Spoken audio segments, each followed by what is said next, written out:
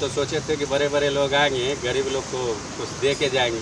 यहाँ तो उल्टा हो रहा, बड़े लोग आएंगे, हम लोग को जो है कबर पे बैठ के खाना खाएंगे।